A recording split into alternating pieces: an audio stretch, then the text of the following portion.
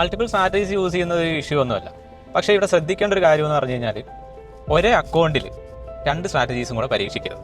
കാരണം വേറെ ഒന്നും അല്ലല്ല, നമുക്ക് അതിൻ്റെ ഒരു ട്രാക്ക് കിട്ടത്തില്ല. അതായത് ഏത് സ്ട്രാറ്റജിയാണ് നല്ല പെർഫോമിങ്, ഏതിൽ നിന്നാണ് നിങ്ങൾക്ക് കൂടുതൽ റിസൾട്ട്സ് കിട്ടുന്നത് എന്നുള്ള കാര്യങ്ങളൊന്നും പ്രോപ്പറായിട്ട് മനസ്സിലാകത്തില്ല. അപ്പോൾ എൻ്റെ ഒരു സജഷൻ എന്ന് പറഞ്ഞു കഴിഞ്ഞാൽ 2 സ്ട്രാറ്റജി ഉണ്ടെങ്കിൽ ബെറ്റർ 2 അക്കൗണ്ട് ക്രിയേറ്റ് ചെയ്യുക. 2 അക്കൗണ്ടിലും അതിൻ്റേതായ ക്യാപിറ്റൽ റിക്വയർമെൻറ്റ് കൊടുക്കുക. അതായത് ഇപ്പോൾ സ്കാൽപ്പിംഗ് ആണ് ഒരു അക്കൗണ്ട് നോർമൽ ട്രേഡിംഗ് ആണെങ്കിൽ സ്കാൽപ്പിങ്ങിന് എപ്പോഴും കുറച്ച് ക്യാപിറ്റൽ കൊടുക്കുന്നതായിരിക്കും ബെറ്റർ.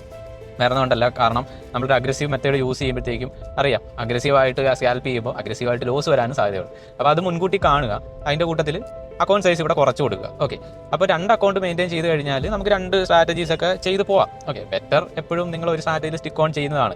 ഇനി ഇൻ കേസ് നമുക്ക് ക്ഷമയില്ലാത്ത ആൾക്കാരാണ്, എല്ലാ ദിവസവും ഡേ ട്രേഡിങ്ങിൽ നമുക്ക് അതായത് നോർമൽ സെറ്റപ്പ് വെച്ച് ട്രേഡ് ഒന്നും കിട്ടുന്നില്ല, എന്നാൽ കുറച്ച് സ്കാൽപ്പിംഗ് ചെയ്തേക്കാം എന്നൊക്കെ ആണെങ്കിൽ ഇറ്റ്സ് ഫൈൻ. ഒരു സ്കാൽപ്പിംഗ് സ്ട്രാറ്റജിയൊക്കെ യൂസ് ചെയ്യാം.